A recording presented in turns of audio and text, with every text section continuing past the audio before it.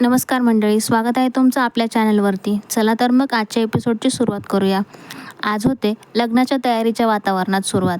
घरात उत्साह आहे, सगळे कन्व्हिन्स झालेले आहेत आणि आता पत्रिका छापायची देखील वेळ आली आहे. शारदाताई म्हणतात की गुरुजींना विचारून मुहूर्त काढूया आणि तेवढ्यात गुरुजींचं आगमन होतं. त्यांच्या येण्याने काही जण खुश होतात तर काहींच्या पोटात गोळा येतो. जीवा आणि पार्थ तर स्पष्ट टेन्शनमध्ये दिसतात, कारण गुरुजी आले की काहीतरी कोडं, काहीतरी संकेत आणि थोडंफार गूढ वातावरण तयार होतंच. गुरुजी मात्र सुरुवातीला स्पष्ट करतात की लग्नात विघ्न येणार नाहीत. हे ऐकून सगळ्यांचा जीव भांड्यात पडतो, पण त्यानंतर हे वाक्य बोलतात, जुनी दुखणी अजूनही बरी झालेली नाहीत. आणि इथेच वातावरणही बदलतं. रम्या आणि वसुआत्या यांच्या चेहऱ्यावरची चिंता स्पष्ट दिसते. गुरुजी दोघींना वेगळं बोलवतात आणि खोलीत चर्चा करतात.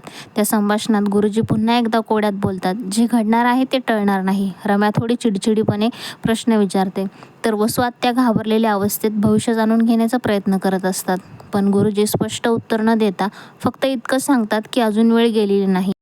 कर्माचं चक्र फिरत असतं. इथल्या सगळ्यात इंटरेस्टिंग क्षण म्हणजे गुरुजींच्या पिशवीतून खाली पडलेलं महाभारत. रम्या ते उचलते आणि गुरुजी म्हणतात, सगळ्या प्रश्नांचं मूळ महाभारतात आहे आणि उत्तर भगवद्गीतेत. हे वाक्य खूपच प्रभावी होतं. त्यातून असं जाणवतं की पुढे काहीतरी मोठा संघर्ष, नात्यांमध्ये युद्धासारखी परिस्थिती निर्माण होऊ शकते. गुरुजी निघून गेल्यावर घरात पुन्हा लगबग सुरू होते. जीवा आणि पार्थ पत्रिका छापायला जातात.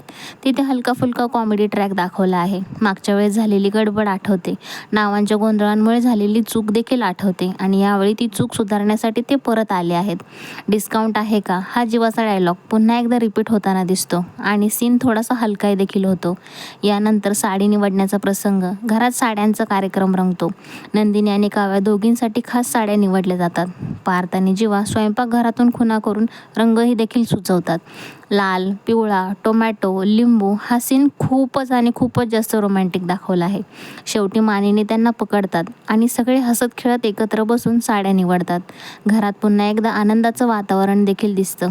पण या आनंदातही रम्या शांत बसलेली नाही. ती एक पांढरी साडी लपवून ठेवते. लग्नाच्या वातावरणात पांढऱ्या साडीचं महत्त्व वेगळंच असतं. त्यामुळे हा छोटासा प्रसंग देखील सस्पेन्स निर्माण करतो. वसुआत्या तिच्या हातातली साडी पाहून घाबरतात आणि इथेच पुढच्या भागाची चाहूल मिळते. शेवटच्या क्षणी समजतं की रम्याने नंदिनी आणि काव्याला फेस मास्क लावून झोपवले. हा प्रकार नेमका निरागस आहे की त्यामागे काही प्लॅन आहे, हे पुढच्या भागात कळणार आहे. मात्र सध्या तरी मोठं संकट नाही, पण लहान लहान कुरापतींमुळे पुढची कथा रंगवली जाणार आहे हे स्पष्ट होते. एकूणच आजचा भाग हा सस्पेन्स आणि हलक्या फुलक्या क्षणांचा समतोल साधणारा होता. गुरुजींचे संकेत, रम्याची मानसिक अवस्था आणि लग्नाच्या तयारीला उत्साह, या सगळ्यामुळे कथा पुढे सरकत आहे. लग्न देखील सुरळीत होईल असं दिसते, पण पाहूयात पुढे काय होते.